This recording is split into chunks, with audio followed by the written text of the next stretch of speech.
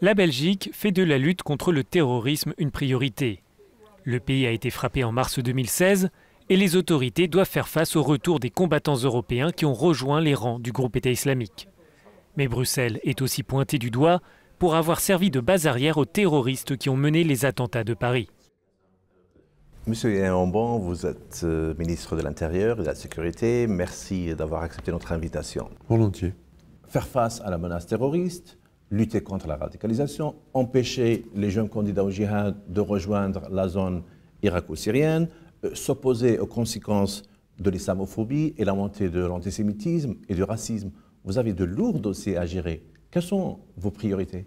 Je pense que la priorité, ça c'est, comment je dirais, réinstaller une culture de sécurité dans ce pays. Et ça veut dire dans le combat contre l'extrémisme violent, contre le combat contre l'antisémitisme. Y a-t-il des modalités plus adaptées pour déradicaliser en fait tout le monde, ou plus ou moins un individu?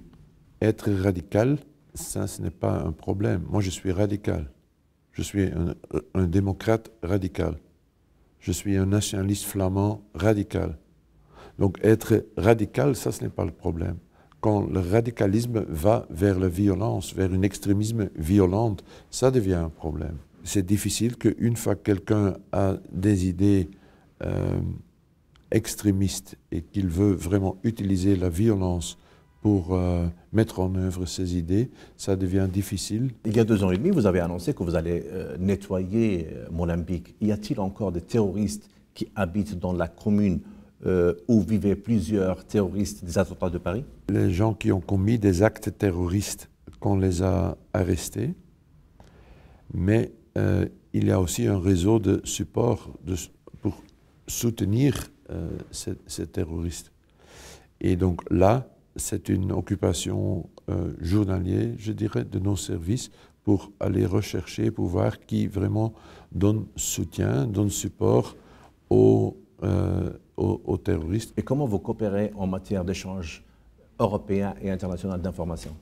Avec la France, on a installé, après les attaques à Paris et puis aussi après les attaques de Bruxelles, ce qu'on appelle Joint Investigation Teams, donc des équipes d'enquête judiciaire conjointes, la France et la Belgique. Votre pays, comme certains d'autres pays européens, connaît une recrudescence d'actes d'islamophobie et d'antisémitisme. Quelles sont les consignes que vous avez données aux forces de l'ordre? Je ne suis pas du tout d'accord avec votre analyse que nous sommes un pays avec beaucoup de islamophobie. Je ne suis pas d'accord que nous sommes un pays avec beaucoup d'antisémitisme. Je ne suis pas d'accord. Il y a des groupuscules qui le font. Donc la police a la tâche de les arrêter. Est-ce que vos services entreprennent des démarches en vue du retour en Belgique des Foreign Terrorist Fighters? Non, on ne le fait pas activement. Je dois vous dire que la Belgique avait le record triste d'avoir le plus grand nombre de combattants étrangers donc en comparaison avec le nombre d'habitants en Belgique. Mais aujourd'hui, nous avons un autre record. Nous avons le record de le plus grand nombre de gens dans les dossiers terroristes, dans les prisons. Et comment vous faites pour que certains terroristes ne puissent retourner au pays clandestinement? Pour ces gens qui demandent de l'asile ici, on fait un check dans nos bases de données policières et terroristes. Pour ceux qui demandent d'asile, c'est systématiquement.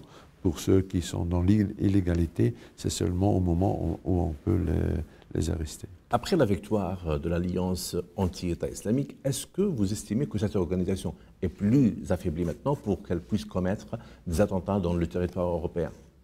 Je pense oui qu'ils sont affaiblis parce qu'ils ont perdu un grand territoire. Ils ont perdu une certaine attractivité de nos jeunes dans les quartiers, mais le danger n'est pas disparu.